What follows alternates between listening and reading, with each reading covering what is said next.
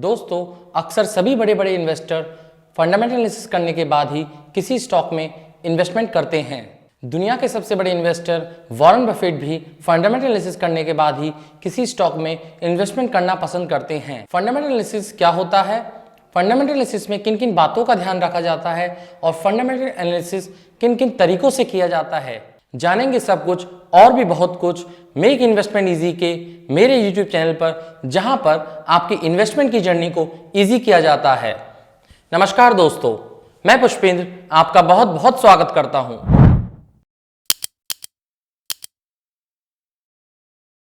Video को पूरा देखिएगा, बहुत ही इंपॉर्टेंट होने वाली है। आइए चलिए जानते हैं कि फंडामेंटल एनालिसिस कैसे किया जाता है। दोस्तों, स्टॉक मार्केट में दो तरह के लोग होते हैं, एक ट्रेडर और एक इन्वेस्टर। ट्रेडर क्या करते हैं, किसी भी स्टॉक के प्राइस मोमेंटम को चेक करके इन्वेस्ट करते हैं और पैसा बना के निकल जाते हैं। मींस कह सकते हैं कि किसी भी स्टॉक के मूवमेंट को चेज कर वो बाइंग या सेलिंग करते हैं। और दूसरे होते हैं इन्वेस्टर, जो कंपनी के शेयर प्राइस को ना देखकर या फिर मूवमेंट को ना देखकर उसके बिजनेस प्रोफाइल को अच्छे से डिटेल में समझकर ही इन्वेस्ट करना पसंद करते हैं। और दोस्तों, किसी भी बिजनेस की स्टडी को ही हम फंडामेंटल एनालिसिस कहते हैं। दोस्तों, सिंपल वर्ड में अगर हम समझेंगे कि फंडामेंटल एनालिसिस क्या होता है, मींस किसी भी कंपनी का फंडामेंटल्स का एनालिसिस करना ही फंडामेंटल एनालिसिस कहलाता है। कंपनी के ग्रोथ प्लान्स को समझना, कंपनी की प्रॉफिटेबिलिटी को समझना, कंपनी के बारे में डिटेल से समझना ही फंडामेंटल एनालिसिस कहलाता है। इससे क्या होता है, हमें साथ ही साथ फ्यूचर ग्रोथ का आइडिया भी लग जाता है। दोस्तों, एक इन्वेस्टर इन्वेस्टमेंट करने से पहले यही सोचता है कि उसका इन्वेस्टमेंट एक अच्छी कंपनी में हो, जिससे उसके लिए अच्छी वेल्थ क्रिएट हो सके। तो सारे इन्वेस्टर अपने स्टॉक का फंडामेंटल एनालिसिस करने के बाद ही इन्वेस्टमेंट करते हैं। दोस्तों, अब हम जानेंगे कि फंडामेंटल एनालिसिस क्या होता है और ये कैसे किया जाता है। फंडामेंटल एनालिसिस में हम दो तरह का एनालिसिस करते हैं, पहला क्वालिटेटिव एनालिसिस, दूसरा क्वांटिटेटिव एनालिसिस। चलिए हम पहले बात करते हैं क्वालिटेटिव एनालिसिस क्या होता है।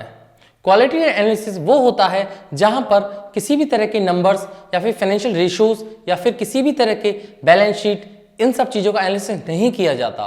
तो आखिर क्वालिटेटिव एनालिसिस में किस चीज का एनालिसिस किया जाता है? क्वालिटेटिव एनालिसिस में प्रमुखतः इन चीजों का एनालिसिस किया जाता है। नंबर 1, कंपनी का बिजनेस मॉडल। नंबर 2, कंपनी की product and services. Number 3, company का कॉम्पिटिटिव एज। नंबर 4, कंपनी का मैनेजमेंट का एनालिसिस। नंबर 5, कंपनी के ग्रोथ प्लान्स। नंबर 6, कंपनी की ब्रांड इमेज।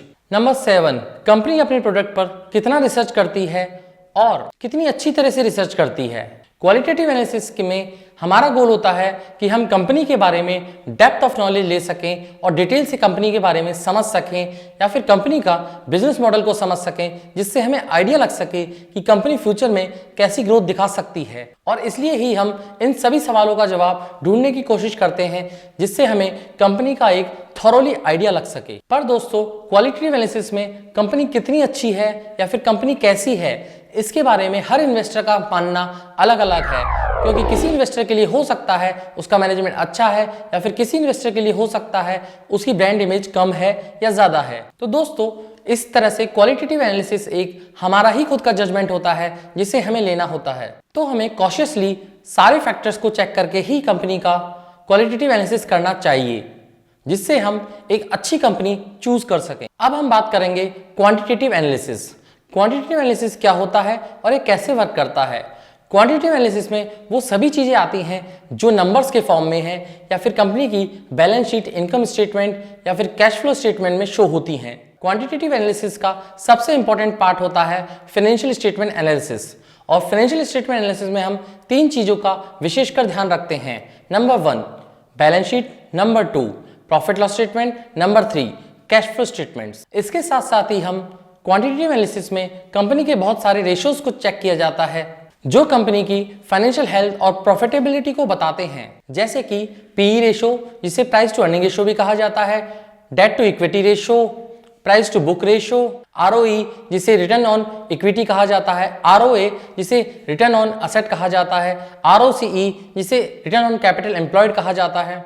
दोस्तों, यहाँ हमें कंपनी के हार्ड फैक्ट्स के बारे में पता चलता है, जो सभी इन्वेस्टर के लिए सेम होते हैं। तो हमें क्वांटिटेटिव एनालिसिस को अच्छे से करना चाहिए जिससे हमारे रिजल्ट अच्छे निकल सकें और एक लॉन्ग रन में हम अच्छी वेल्थ क्रिएट कर सकें।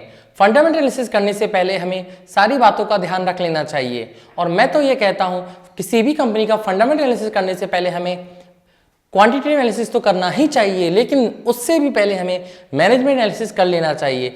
अगर किसी कंपनी का मैनेजमेंट ही ठीक नहीं है, उनके सोच ठीक नहीं है, तो कंपनी का कभी भला नहीं हो सकता है।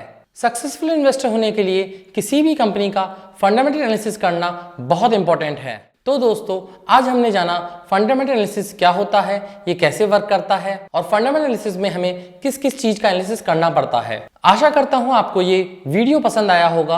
अगर आपको लगता है हम आपकी इन्वेस्टमेंट की जर्नी में कुछ वैल्यू ऐड कर पा रहे हैं तो प्लीज मेरे चैनल को सब्सक्राइब कीजिए, मेरी वीडियोस को लाइक कीजिए, शेयर कीजिए और कमेंट बॉक्स में कमेंट करना ना भूलें। मेरे यूट्यूब चैनल को अगर आप सब्सक्राइब करेंगे तो आपके पास रेगुलर नोटिफिकेशन आते रहेंगे और इस तरह की न्यू इन्फॉर्मेशन आपको रेगुलर मिलती रहेगी। आज के लिए इतना ही, मिलते हैं एक नई इन्फॉर्मेशन के साथ एक नए वीडियो में। Stay tuned, signing off, this is Pushpendra. Happy investing. जय हिंद।